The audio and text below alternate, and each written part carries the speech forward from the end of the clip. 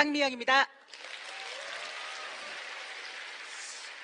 제가 시작하기에 앞서서 시를 한 수 읊을 건데요.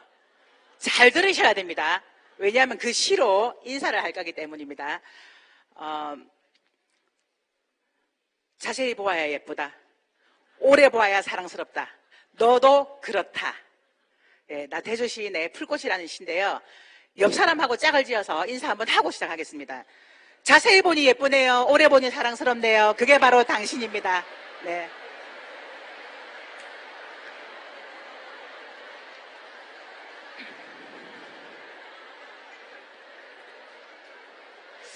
제가 애터미를 하면서 이 시가 참 좋더라고요.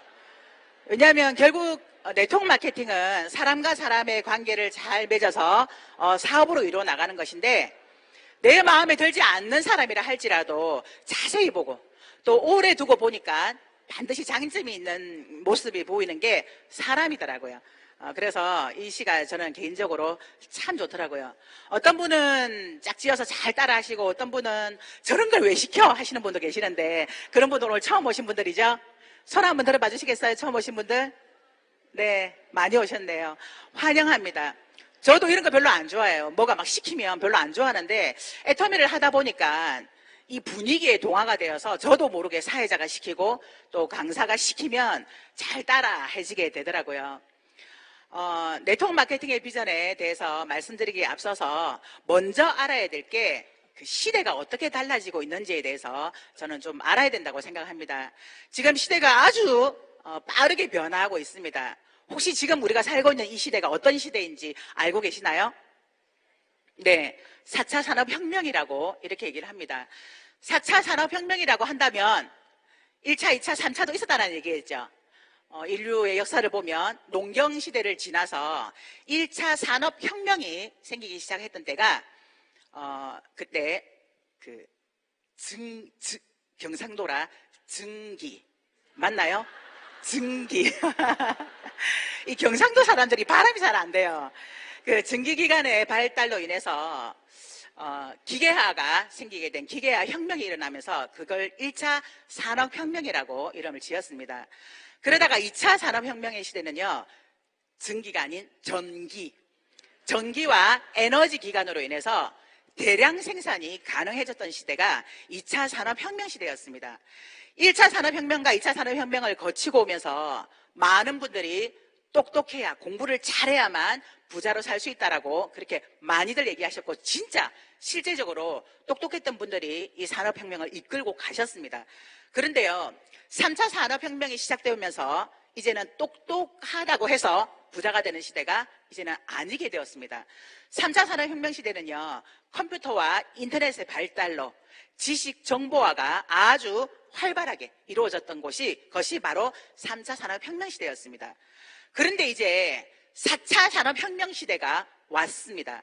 이 4차 산업혁명 시대는요, 인공지능과 또 정보, 빅데이터의 결합으로 인해서 지금까지 우리가 경험하고 생각해왔던 시대와는 정말 다른 시대를 맞이하게 될 거라고 그렇게 이야기를 하고 있습니다.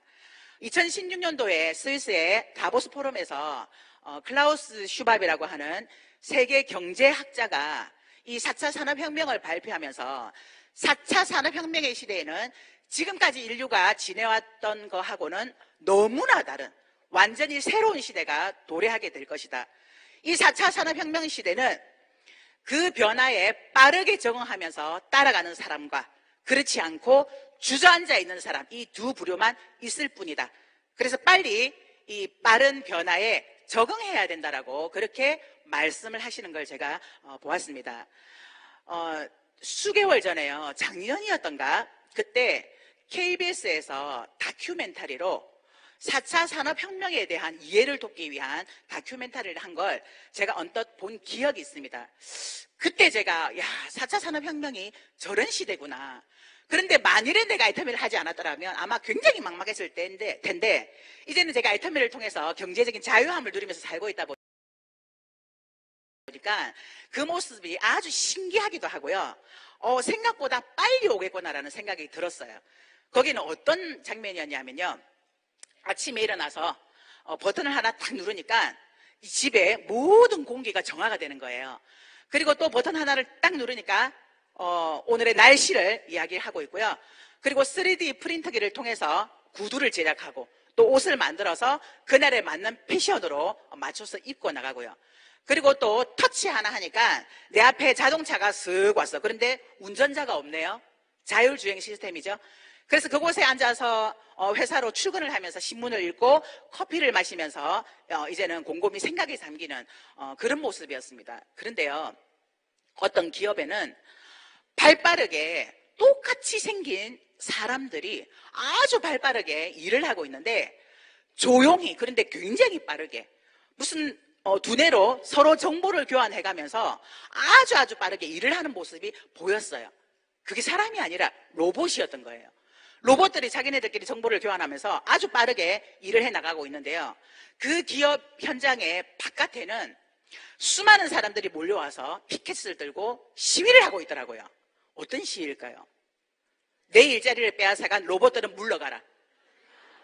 그런 시위를 하고 있는 모습을 KBS에서 방송을 했던 적이 있습니다.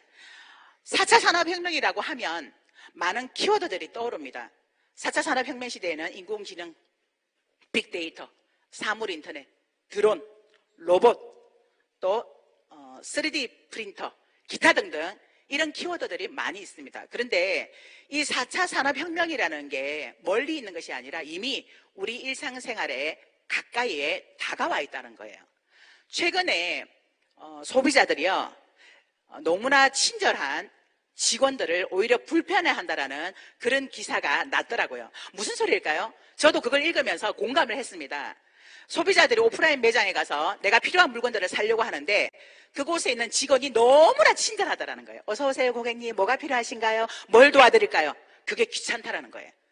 그냥 내가 가서 내가 필요한 물건을 내가 쭉 보고 직원이 하는 일은 그냥 내가 궁금해할 때 내가 궁금한 걸 물어보면 거기에 대한 대답만 해줘야 되는데 너무 과도한 친절을 하다 보니까 오히려 그 매장에서 쇼핑을 하려고 하다가 그게 불편해서 그냥 쇼핑을 하지 않고 나온다라고 하는 이런 소비자가 친절한 직원을 불편해한다라는 거예요.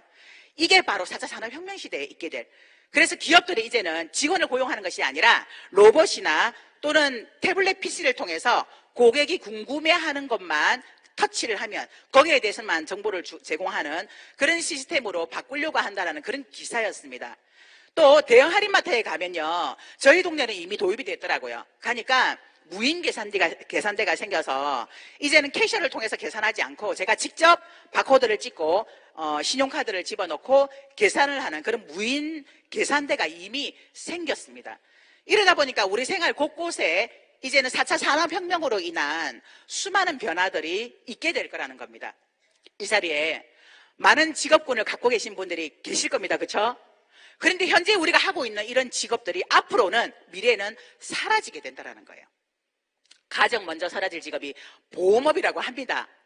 그런데 보험시장에서는 그렇지 않다라고 얘기를 해요. 근데 아마 그럴 것 같아요. 저는 보험업을 했었기 때문에 지금 제가 보험을 가입을 할 때는요, 핸드폰을 통해서 그냥 다이렉트로 보험 계약을 합니다. 왜냐하면 내가 필요한 것을 넣어서 보험 계약을 하면 설계사를 통해서 계약을 할 때보다 한 18만 원에서 20만 원 정도는 저렴하게 보험 가입이 가능해지더라고요. 자동차 보험이 그렇다는 겁니다. 그런데 일반인들은 어떻게 이걸 해야 될지, 어떤 설계를 해야 될지 잘 몰라서 설계사를 통해서 아직도 계약을 하게 되죠. 그런데 보장성 보험도 마찬가지라는 거예요.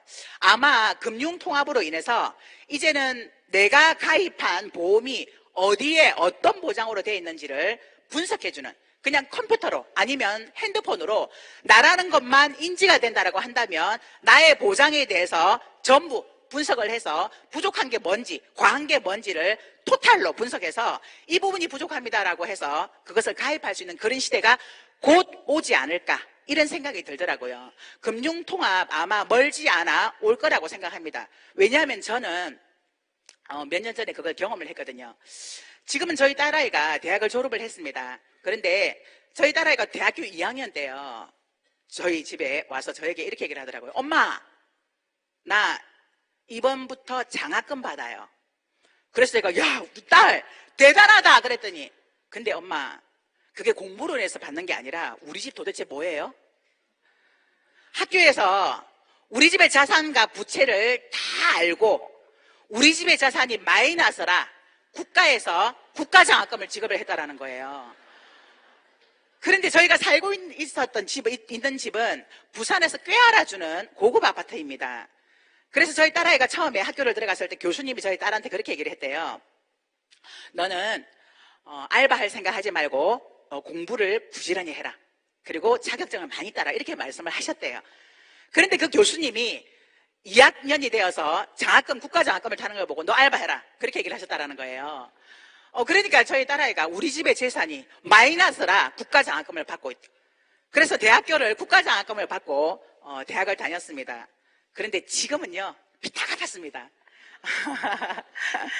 올해, 네, 감사합니다. 제가 자영업도 하고 영업도 하면서 좀 돈 좀 벌어보겠다고 깝죽대다가 저희 집에 빚이 정말 많이 쌓였었거든요. 20년 이상을 빚과 함께 생활을 하다 보니까 야, 이거 어떻게 갚지?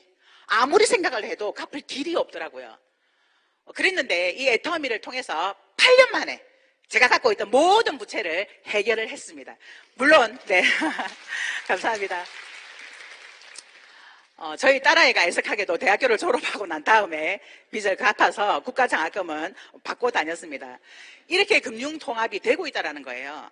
얼마 전에 제 파트너 사장님이 카드 회사로부터 문자를 받았대요.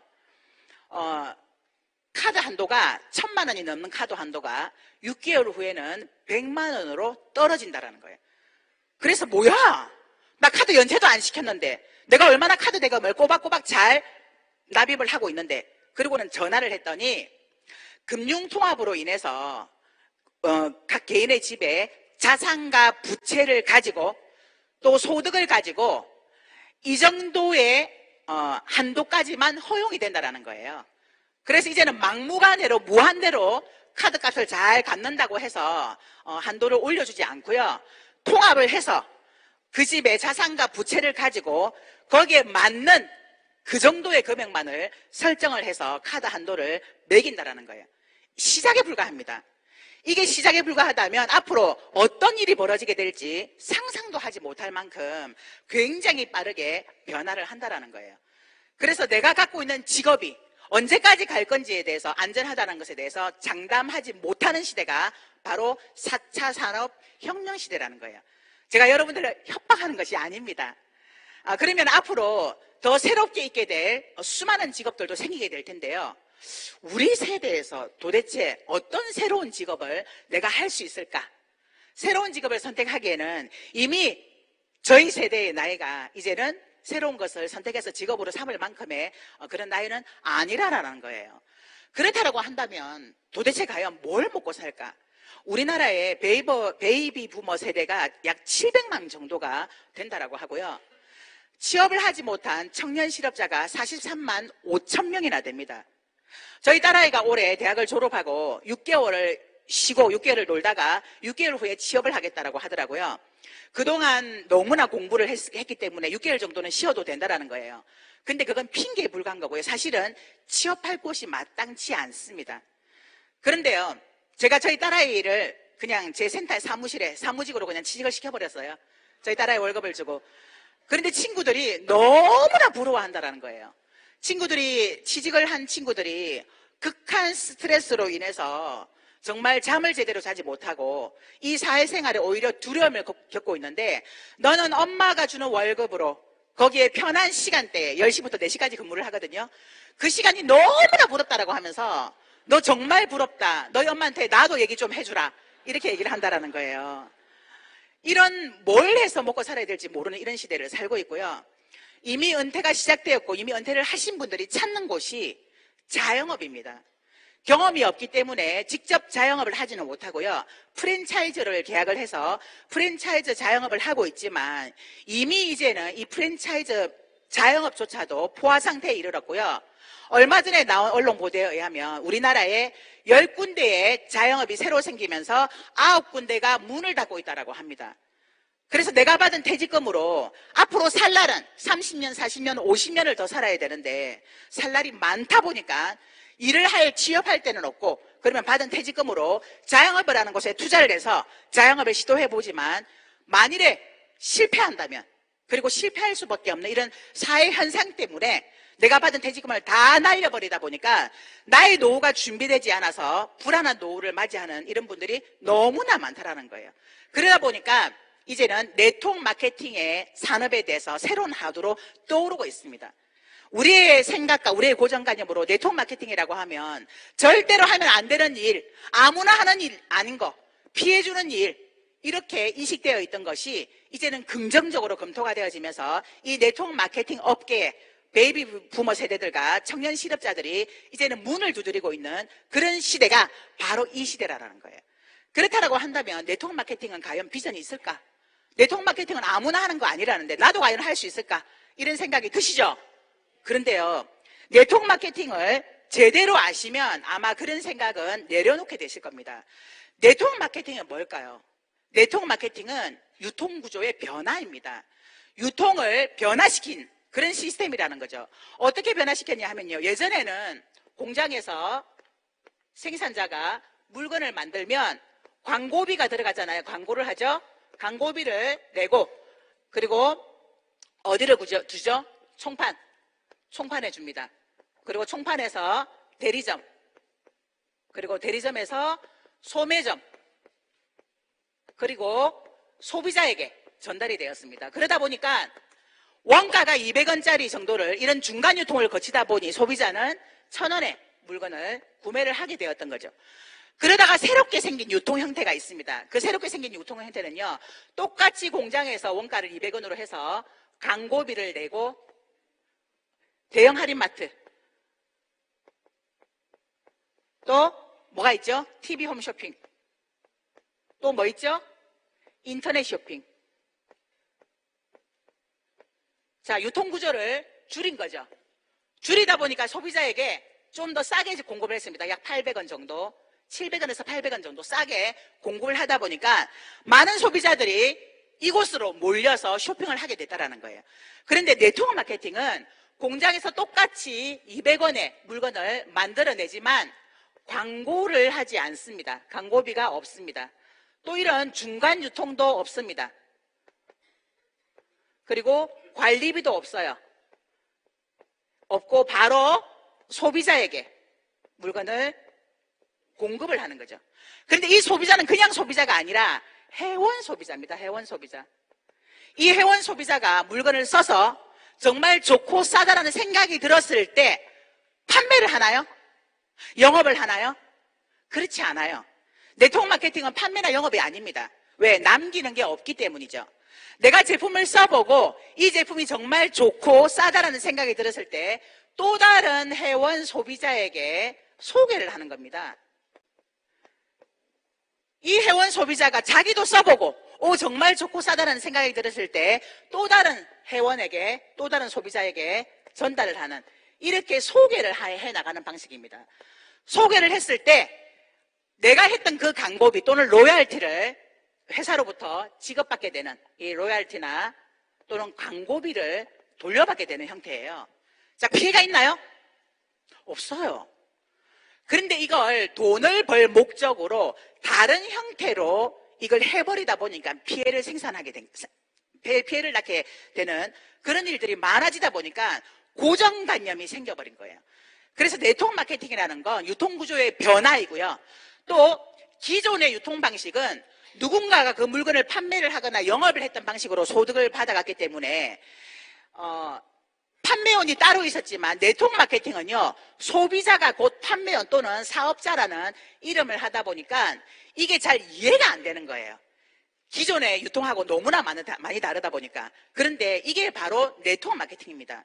지금은 인터넷과 스마트폰의 발달로 이제는 플랫폼 비즈니스라고도 얘기를 많이 합니다.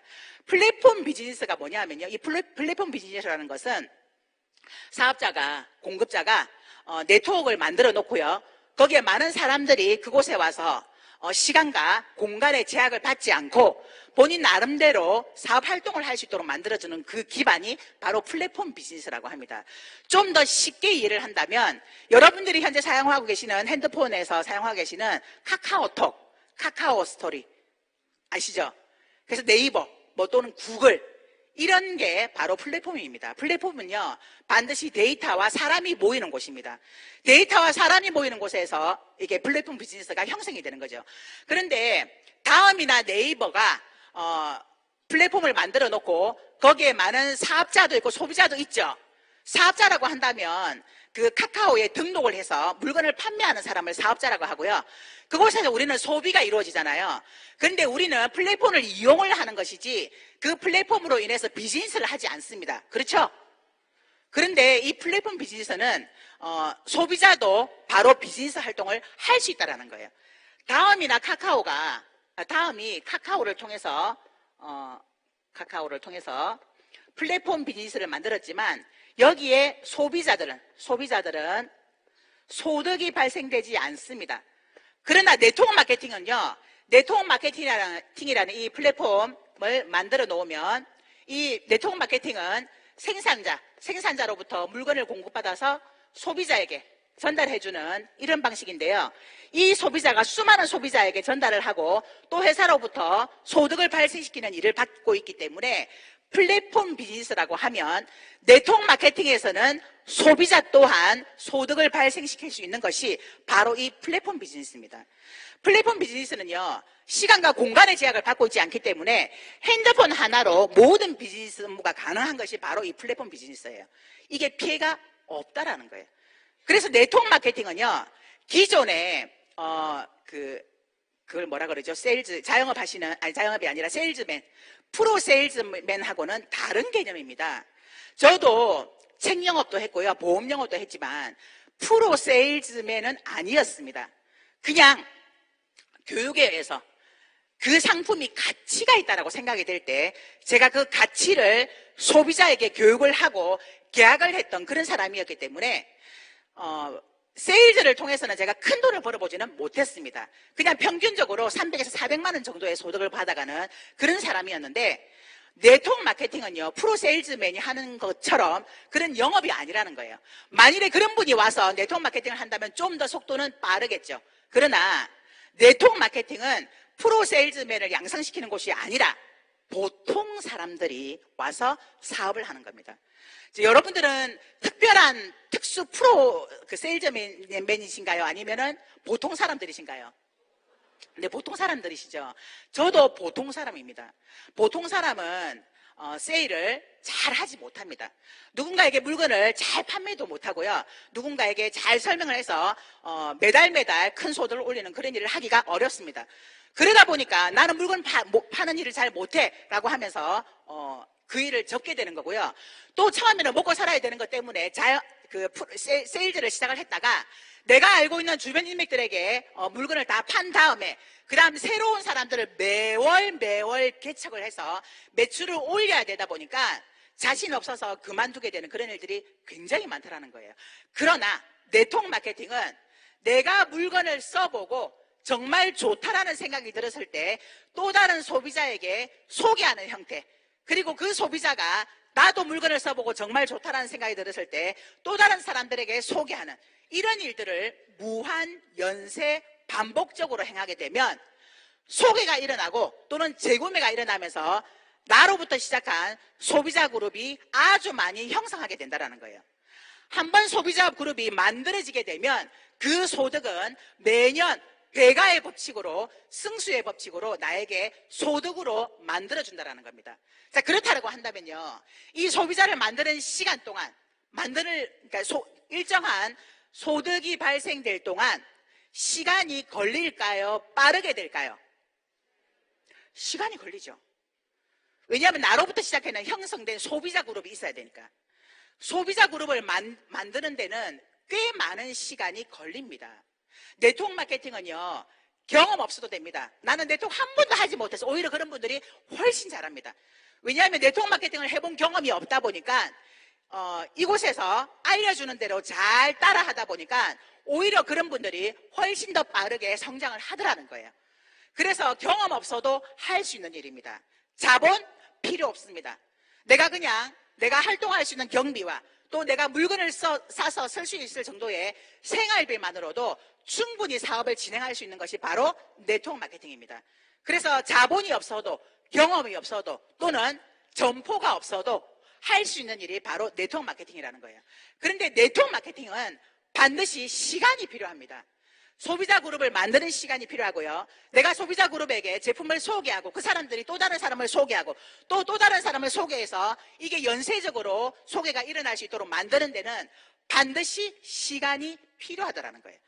그런데 그 시간을 참지 못하고 오래 걸린다고 돈 안 된다라고 하면서 떠나버리는 그런 일들이 비일비재한 것이 바로 네트워크 마케팅입니다.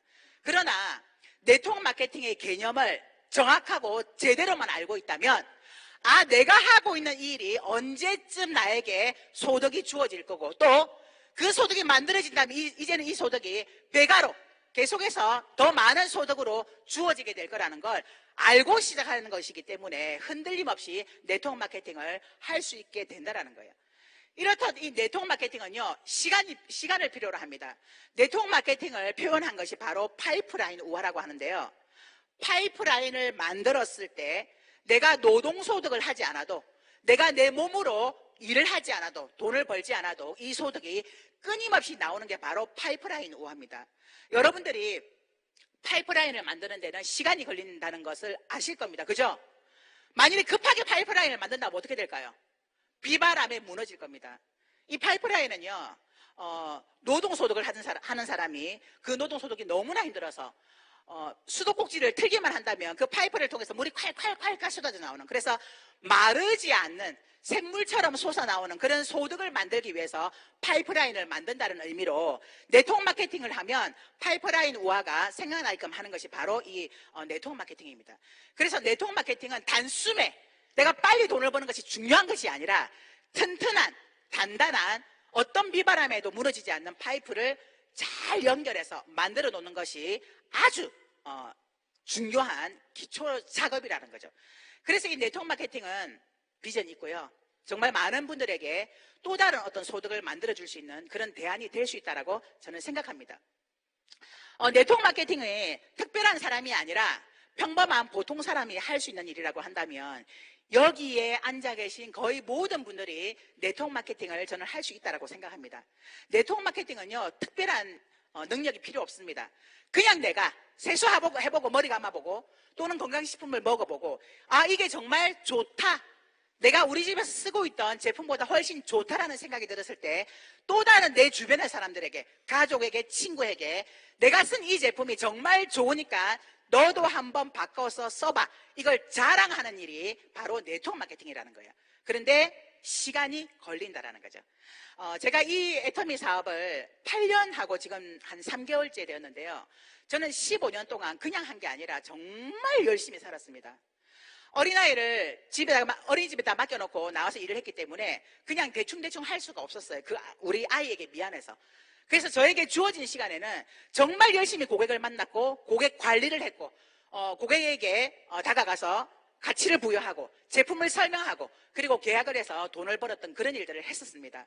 또 그 일이 어려워서 자영업도 했었습니다. 가게를 차려놓고 오는 손님을 맞이하는, 왜? 영업이 힘들었기 때문에. 그런데요, 그것 또한 쉽지 않더라는 거예요.